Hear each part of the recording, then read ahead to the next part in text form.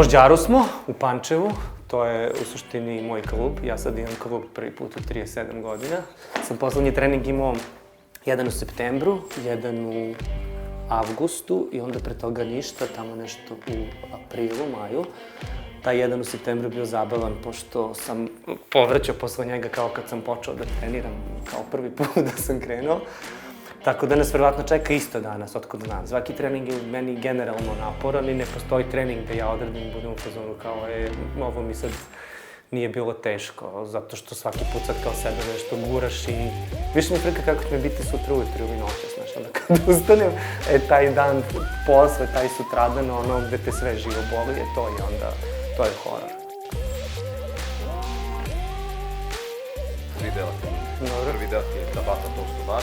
Čim završiš tabatu, odmah ulaziš u deadlift.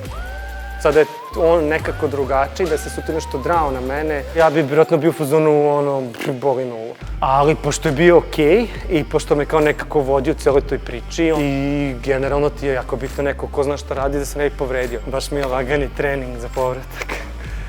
Ali ajde.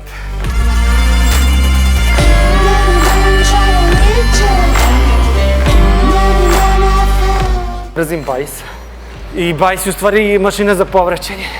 A eto, cijela godina nekako mi je počela loše, a posle se završila dobro, zato što sam se prvo razboleo. A onda ženina trudnoća, pa beba, pa evo beba sad ima 5 meseci, pa je malo to sad teško uskladiti sa 2 dece, naročito bebom i nemam ja više uvijek motivaciju ujutro, znaš ono kad ne spavaš cijele noći.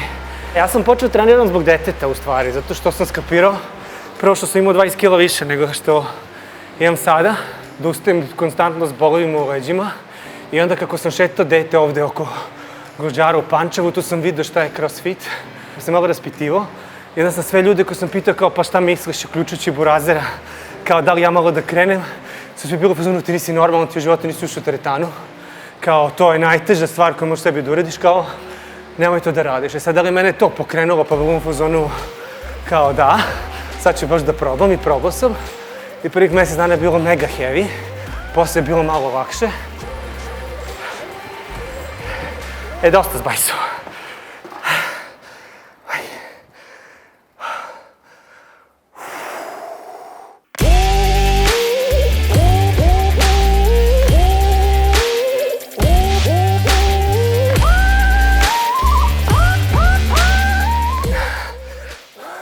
Pa radim stvari iz inata, mislim ne bi radio ovo da ne radim iz inata.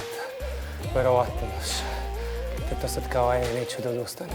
A ovo me ovako nervira, znaš, kad nešto ne znam i ne mogu, to me onako do koske živcira. Ove vijače dok nisam naučio, nisam se smirio. Znaš, treba da i obrneš, nemaš vremena da staviš noge. Mislim, makar je jah ne stavio. Hoću da mu promenim malo vežbe. Da umesto čučnja radim kutiju, a da umesto tog push pressa radim neke trastere.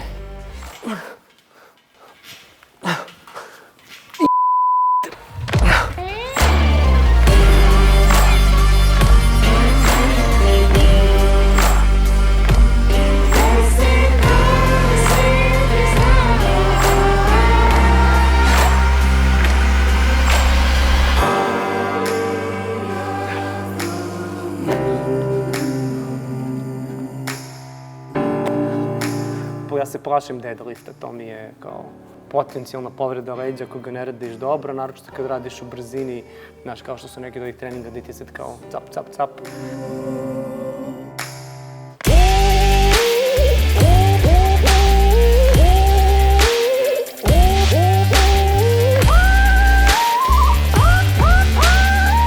Mislim, meni se Instagram ne zove Bempty CrossFit, bez razloga, znaš.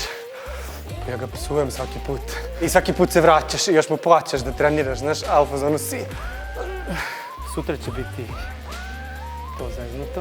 A sad kad sam na svoju inicijativu radio ove trastere, to mi se najmanje radilo. Sam sebe najviše kao vidim neke benefite kod sebe. Ne samo kao to kao kondicija, nego vidim i kao psihičku promenu, znaš, kao imam ramena prvi put u životu, šta da ti kažeš. Da, neke ove vežbe izgledaju, grozno i ceo možda pokret tako zvuči militantno i kao sekta, ali generalno sad svako traži u tome šta mu se dopada, znaš.